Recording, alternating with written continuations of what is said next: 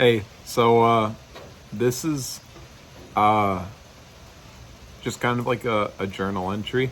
I haven't written anything down, so it's gonna be really unorganized thoughts, so please bear with me. It's August 2nd, 2026 right now. I'm 22 years old. I'm out in Philadelphia doing life insurance sales. I'm 2 months in and it's really rough. This isn't regarding that, but just kind of for timestamps. I just went and I saw Spider-Man with my friend Cade. Cade's the one who brought me out here. So shout out to Cade. He bought my ticket, which was super sweet. I don't have a lot of money, and he just bought it without me even asking. So I am really grateful for that. This movie was incredible, and it made me think. And I said a lot of thoughts running through my head, so I just kind of wrote down like a sentence or two to try and encapsulate them, and then one specifically kind of stuck out, and I just wanted to come and put it here. And I just want to give a warning. This might come across as arrogant. This might come across as like weird. It might come across as like, I don't even know. I just know there's not going to be many people who can relate to this. So please, just know that this is just a look inside my mind. I don't believe there's anyone who's better than anybody else. I don't believe ambition places you in a higher position. I often believe that it actually puts you lower than others. Pride puts you lower than others, and this is not a prideful thing. This is just, I just feel different sometimes, and not in a way that's more elevated, but just in a way that's really different. So I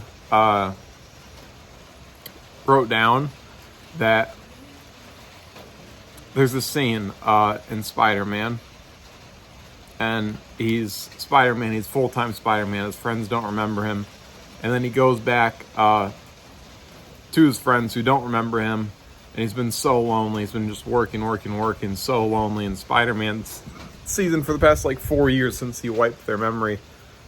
This isn't a spoiler. And he sits there and then he plays Legos with them, and he hangs out with them for just a little bit. And seeing that, he finally was back being Peter. I have like this voice inside of my head that's not a bad voice, and it's not necessarily a good voice, but it's just this thing that's always just driven me to work extremely hard, and it's driven me to aim my ambitions extremely high. And I'm often thinking about things that probably don't cross a lot of people's minds, and I'm doing things that a lot of people don't do, and that doesn't make me better, but it just makes me different. And sometimes I feel lonely. Sometimes you spend too much time with that voice, and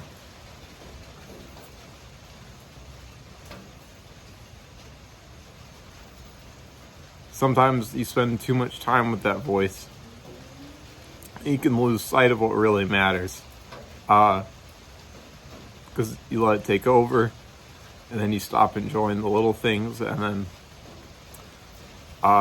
it just kind of takes over.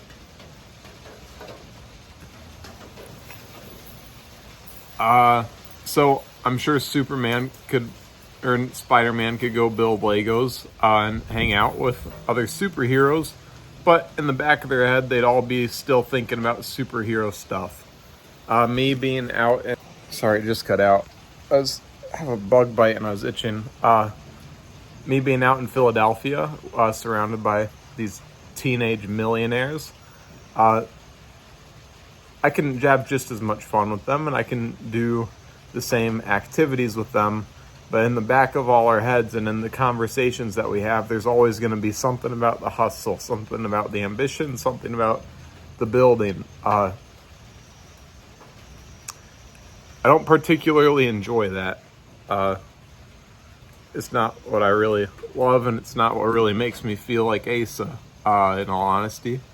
And sometimes the things that make me feel most like Asa are going on the trail by my house back in Iowa, and then again to go on a walk with my buddy and just talk about life. and forget the money and forget the high hopes and just talk about what's going on. Talk about chicks, talk about the Bible, talk about movies we want to see, talk about video games we're playing, talk about our families. Sometimes the best things are going to Target late at night and just walking around Target, going into a parking lot and then just tossing the frisbee back and forth and just having a good time. Going out for pizza just so we can chop it up and we can just eat pizza. Those are the only times that voice in my head doesn't just get quiet, but it goes silent. And that's like basically all I wanted to say, but it's just like those are the most valuable times. And then anyone who's building, any entrepreneur, anyone who has that voice in their head, learning how to quiet it is not necessarily the goal, but it can be a really helpful tool sometimes.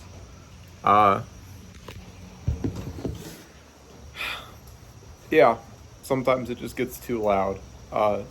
Sometimes it gets too loud. I forget who I am. I forget what I actually want. You start working so hard and you have a very specific reason, and then you put in so many hours. You put in so many 90, 80-hour weeks back to back to back to back, and then you kind of forget what you're working for the whole time. Then you go back and you eat pizza and you build Legos with your friends who don't want to build businesses, who don't want to achieve anything great, who are living in contentment. And then you start to really gain sight on what really matters. I don't think I'm going to grow by letting the voice be loud when I'm here and then letting the voice be completely quiet when I'm there. And I'm just kind of learning how to coexist with that. And it takes God as a mediator. It really does, and that's the only thing I've found that works, is submission to Christ, letting him take your mind. It says a mind governed by the flesh is death, but a mind governed by God is life. My mind has a lot of unique voices in it. It's very active. It's not a bad place to be. I spend a lot of time there. And the only thing that's ever made me feel truly content, truly fulfilled, and also still balancing the ambition is when I submit it to Christ. So for anyone who feels like they're in that place, for anyone who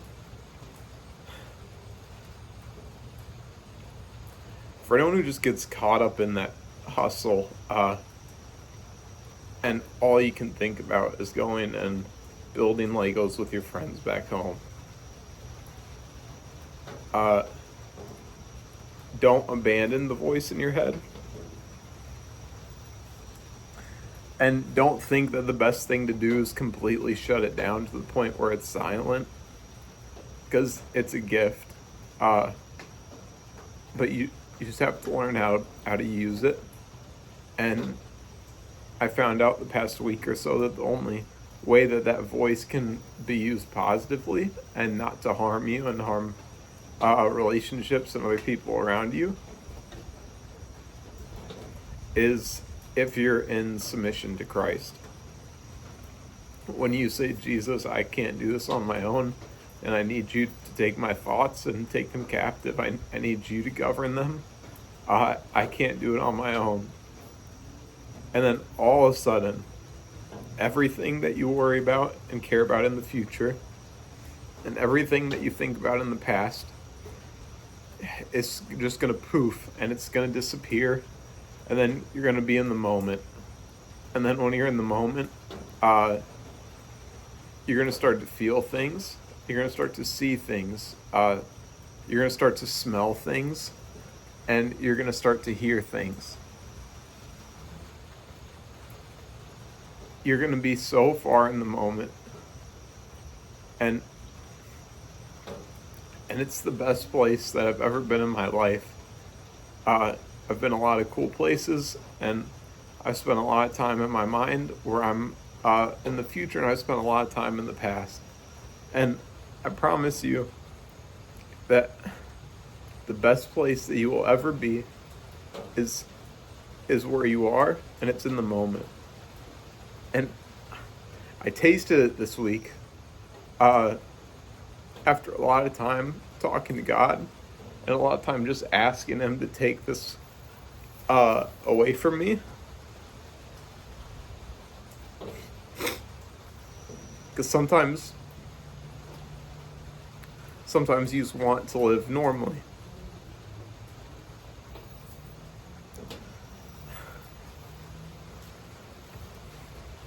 Sometimes all you want to do is just live normally. You wish that voice was never given to you. You wish that it would just be completely quiet. You wish that it would just go away.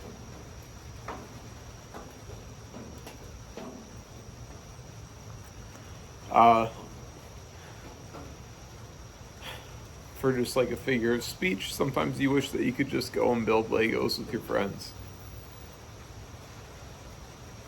God's given me a new light. And this thing that I saw as either a ruler over my life that just felt like it consumed me sometimes, or I just saw it as a curse and I hated it. It's dangerous in the future and it's dangerous in the past, but when you're in the moment, when you let God govern your mind and then you're in the moment, it's a gift and it's a blessing. And I don't know who's going to see this, and I don't know if you'll see it now. Probably not. No one really knows about this channel or sees anything. And maybe you'll see it down the road, but you're not bad for wanting to build Legos with your friends. You're not lazy. You're not misusing anything. And you're also not bad for wanting to build something, for wanting to do something completely unreasonably large just because you know you can't settle. That voice is a horrible master, but God's given it to you to be an incredible servant. I don't know what my life is going to look like going forward, but I know for the first time, I finally realized if I submit my mind to Christ and I let Him govern it, this thing in my head, there's just joy to be found in it. And it's nothing but a gift.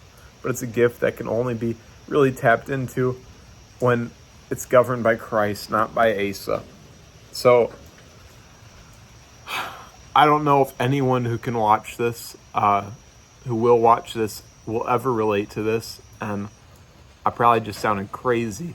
And that's okay, because I'm sure someone will come across this at some point, whether it be now or whether it be when I make it, whatever that means.